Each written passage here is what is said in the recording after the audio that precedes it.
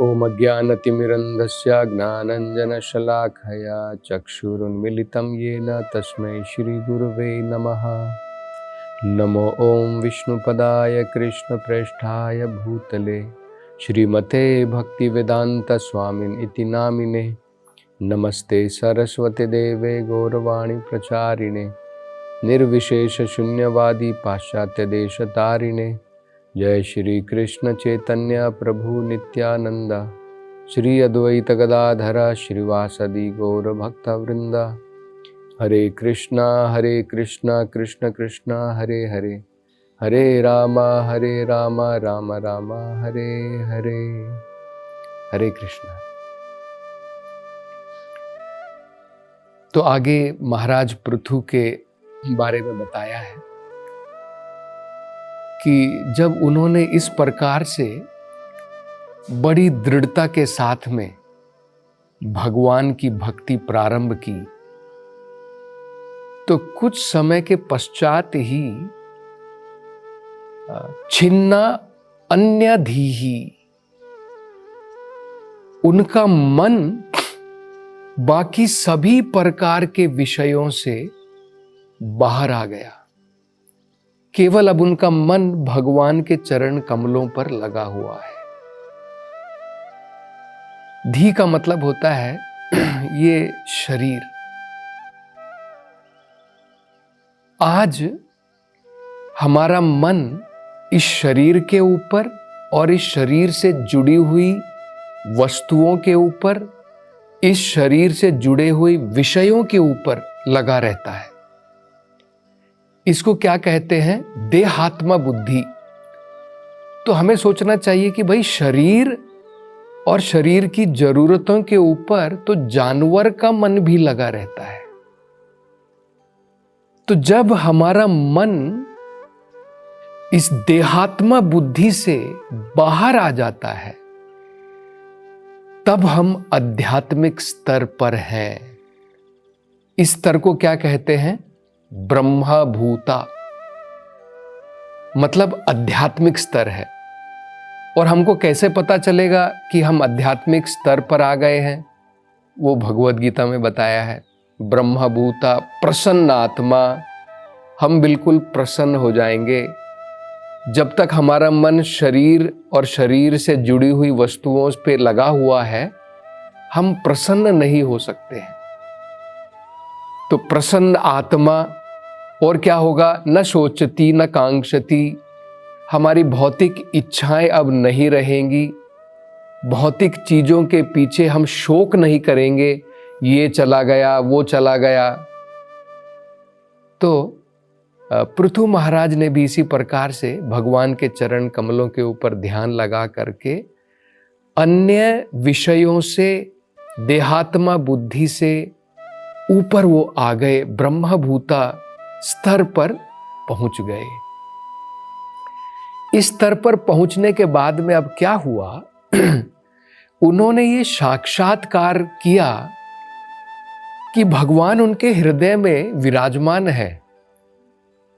न केवल उनके हृदय में, वो देख पाए कि भगवान परमात्मा के रूप में सभी जीवों के हृदय के अंदर में विराजमान है।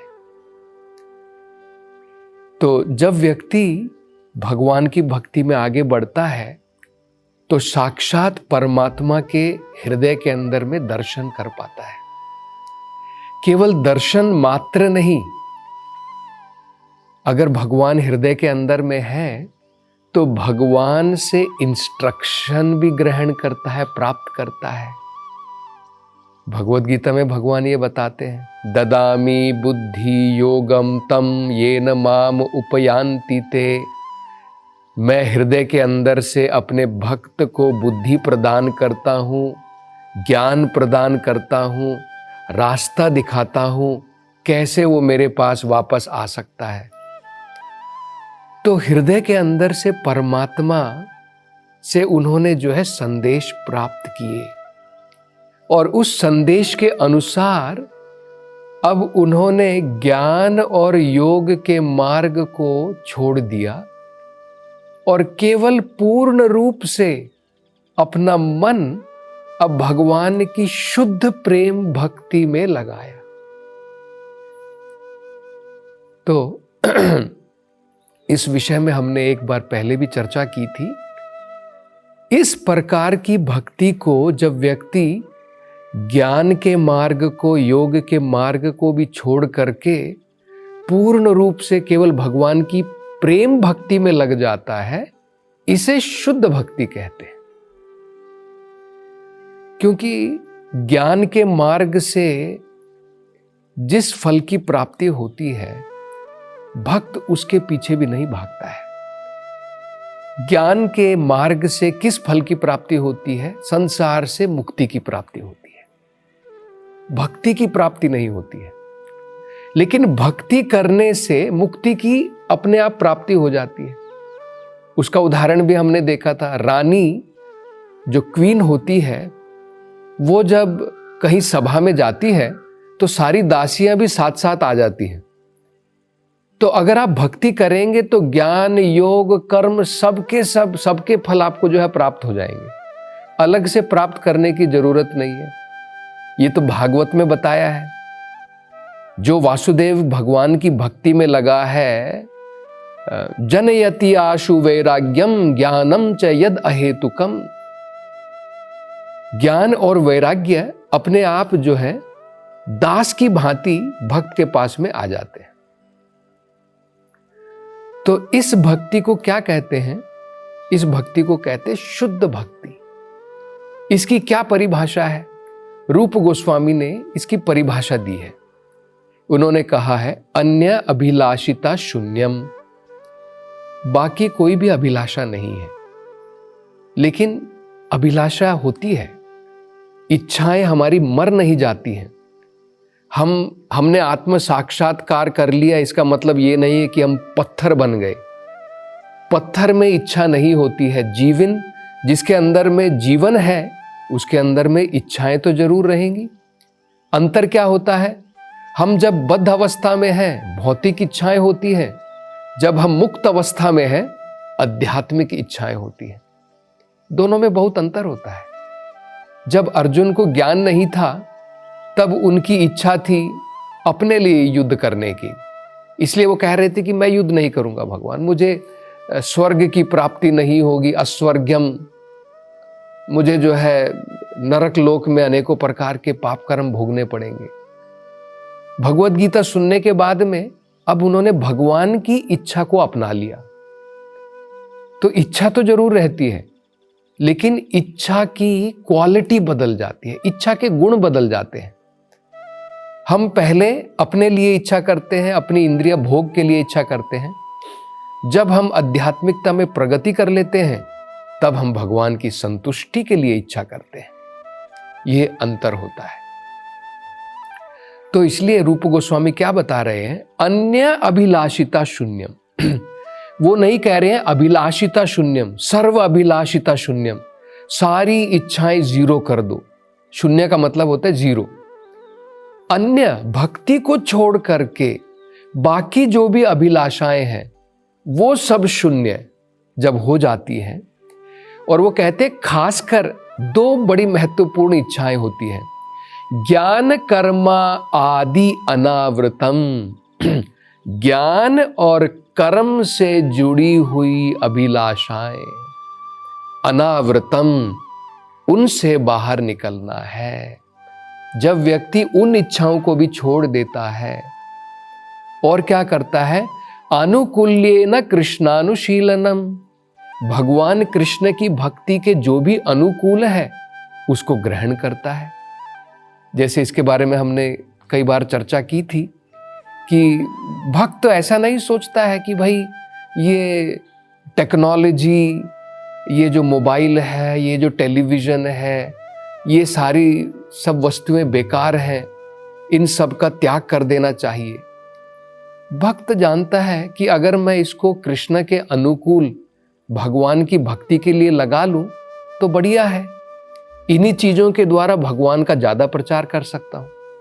तो अनुकूल्येन कृष्णानुशीलनम, जो भगवान की भक्ति के अनुकूल होता है उसको एक्सेप्ट करता है, ग्रहण करता है।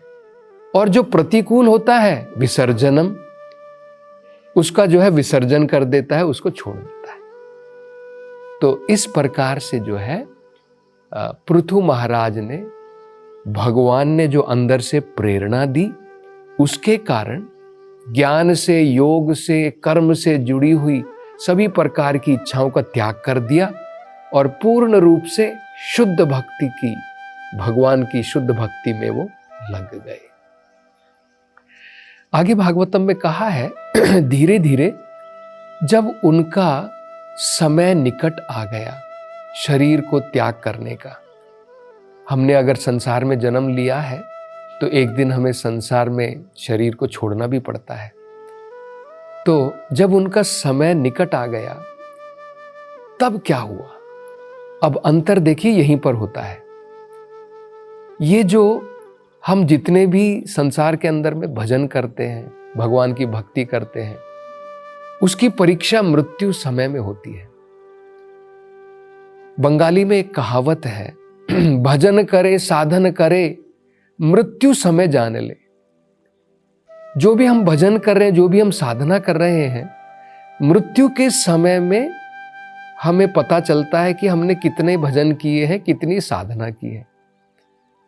अगर हम तोते की भांति मैकेनिकली केवल जीभ से रट रहे हैं भगवान के नाम को, हमारा मन भटक रहा है, तो मृत्यु के समय में हमें भगवान का नाम याद नहीं आएगा, भगवान का स्मरण नहीं आएगा।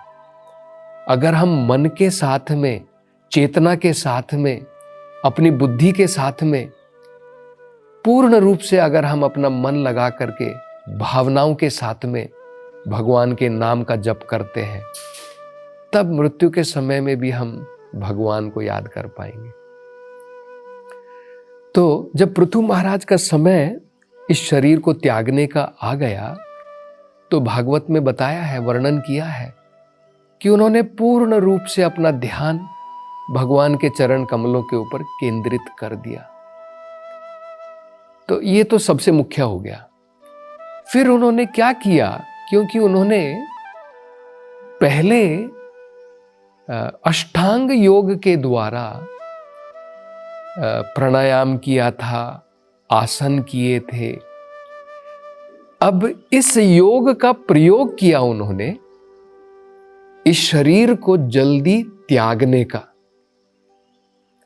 भगवान के पास तक पहुंचने के लिए नहीं, इस शरीर को जल्द से जल्द त्यागने के लिए।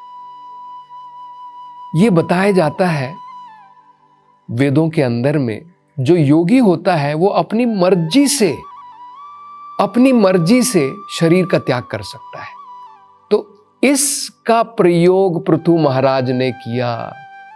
उन्होंने वेट नहीं किया, प्रतीक्षा नहीं की कि मेरी मृत्यु आने दो, मैं बूढ़ा हो जाऊंगा और जब खांसी से मेरा शरीर भरा होगा, उस समय में अनेकों प्रकार की जब शरीर के अंदर में बीमारियां होंगी, तब मैं शरीर का त्याग करूंगा। क्योंकि उस समय क्या होता है, जब शरीर के अंदर में अनेकों प्रकार की पीड़ाएं हैं, बीमारियां हैं, तो हमारा मन जो है उसी जगह पर केंद्रित होगा। अरे पेट में दर्द हो रहा है, पाँव में दर्द हो रहा है, सर में दर्द है और कफा आ रहा है, तो स्मरणम कुतस्ते वेदों में कहा है, फिर भगवान का स्मरण कहाँ से आएगा? इसलिए योगी लोग क्या सोचते हैं कि जब शरीर मेरा सही प्रकार से है, स्वस्थ है, उस समय में भगवान के ऊपर मन लगा करके अगर मैं इस शरीर का त्याग कर पाऊं तो वो सबसे बढ़िया अवस्था है। एक उदाहरण भी दिया है, भगवान के एक महान भक्त थे जिन्होंने जो है कुलशेखर आलवार, उन्होंने अपनी प्रार्थना में भगवान से यही प्रार्थना की है कि हे भगवान, अभी मेरा शरीर स्वस्थ है और इस स्वस्थ अवस्था में जब मैं अपने मन को आपके चरण कमलों में लगा सकता हूं, ऐसे लगा करके भगवान मैं ये शरीर को त्याग दूं। वो उन्होंने बड़ी सुंदर प्रार्थना की है। तो उस वो प्रार्थना में देखिए क्या कहते हैं। वो कहते हैं, कृष्ण त्वदीय पद पंकज पंजरांतम। हे भगवान, आपके जो चरण कमल हैं उनके ऊपर अद्वैय में विशतु मानस राजहंसा, ये जो मेरा मन जो राजहंस की भांति है, मैं आपके चरण कमलों में उसको इसी अवस्था में लगाना चाहता हूं जब ये मेरा शरीर स्वस्थ है।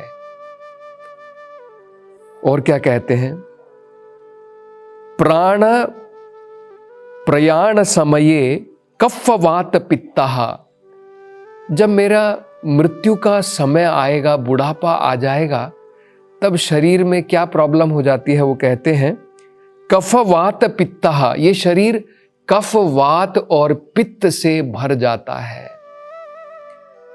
कंठ अवरोधना विधौ, और कंठ जो है अवरोध हो जाता है, रुक जाता है। अगर आपके गले के अंदर में खकार भर जाते हैं, अनेकों प्रकार के जो है बलगम भर जाता है, म्यूकस भर जाता है, तो क्या होता है। वो कहते हैं स्मरणम कुतस्ते, तो आपने देखा होगा घर घर की आवाज आएगी, भगवान के नाम का आप जप नहीं कर पाएंगे, भगवान का स्मरण नहीं कर पाएंगे। तो इसलिए पृथु महाराज अब जो है, जो उन्होंने हठ योग के द्वारा, अष्टांग योग के द्वारा सीखा था, अब उसका प्रयोग करके वो शरीर का त्याग जल्द कर देना चाहते हैं, ताकि जब उनका मन भगवान के चरण कमलों पर लगा हुआ है, उस समय वो शरीर को छोड़ सके। क्योंकि भगवान ने भगवत गीता में बताया है, यद्यत स्मरण, जब हम शरीर का त्याग करते हैं, जो हमारे मन के अंदर में हम विचार करते हैं, सदा तद भाव भाविता, उसी प्रकार के शरीर की हमें प्राप्ति होती है। तो अगर भगवान के चरण कमलों को याद करके, भगवान के नाम को याद करके अगर हम शरीर का त्याग करते हैं, तो कोई डाउट नहीं है, हम सीधा गोलोक वृंदावन धाम में प्रवेश करेंगे।